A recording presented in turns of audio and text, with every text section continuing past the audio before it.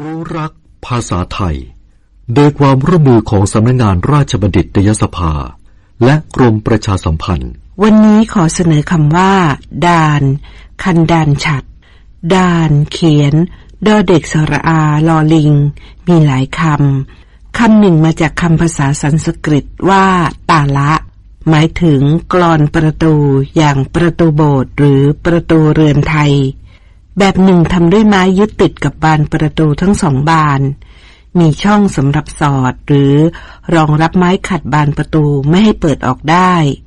ไม้ที่ขัดนั้นเรียกว่าลูกดานช่องสำหรับสอดหรือรองรับลูกดานเรียกช่องดานด้านอีกแบบหนึ่งมีเหล็กสำหรับไขเปิดปิดที่มีรูปร่างงอเรียกว่าเหล็กไขดานกิริยาที่ใช้ลูกดานสอดหรือวางบนช่องดานเรียกว่าลั่นดานขัดดานหรือลงดาน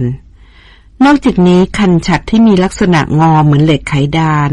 เรียกว่าคันดานฉัตรพบในฉัตรที่ต้องการให้กางอยู่กึ่งกลางเหนือพระพุทธรูปพระโกฐหรือบนพระคชาทาน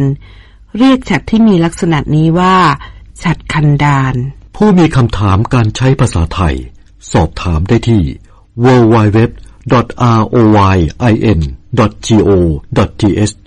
หรือหมายเลขโทรศัพท์1111